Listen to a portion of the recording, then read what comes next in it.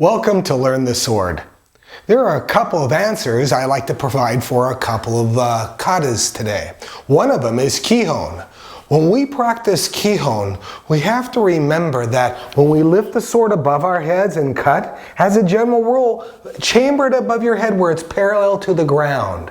That makes it easier because if you do a men, and come down to the men, or if you come up for a kote, or if you come up for a do, or you come up for an ashi, for example, or with a ski, you can see that you can chamber it above your head in the same place. So down the road, when someone says, well, can you teach me anything? You'll go, yeah. Just make sure your sword is above your head.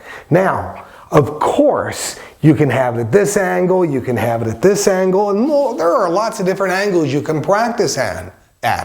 But to become proficient and consistent, start with being parallel to the ground.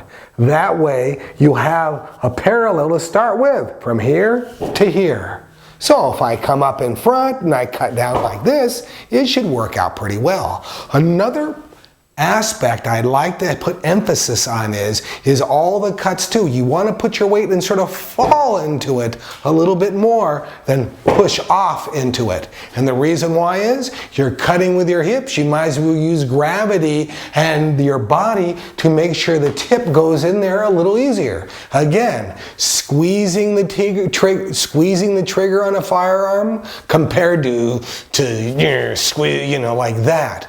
So, same thing with a sword. You work up this, you work up and you slowly move into it and throw it out that way.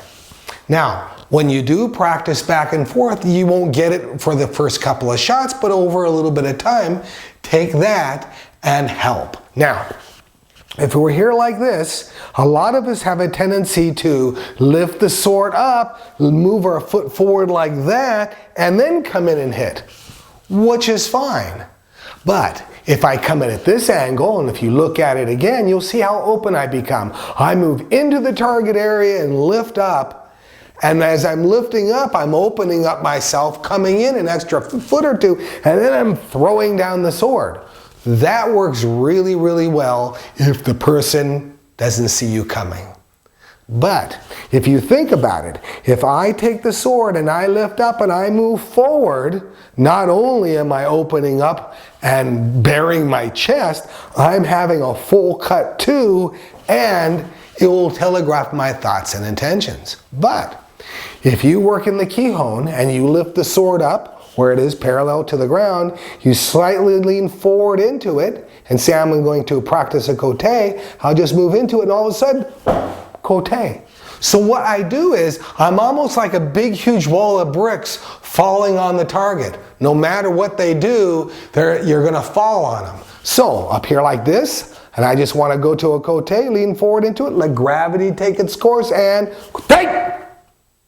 And that works in a lot smoother. So after you practice this and making sure you just go down all at once and your foot slaps on the floor well, what's going to happen is you're going to start working your shoulders and your hips and your feet with a better posture, and you're going to start cutting with your hips better.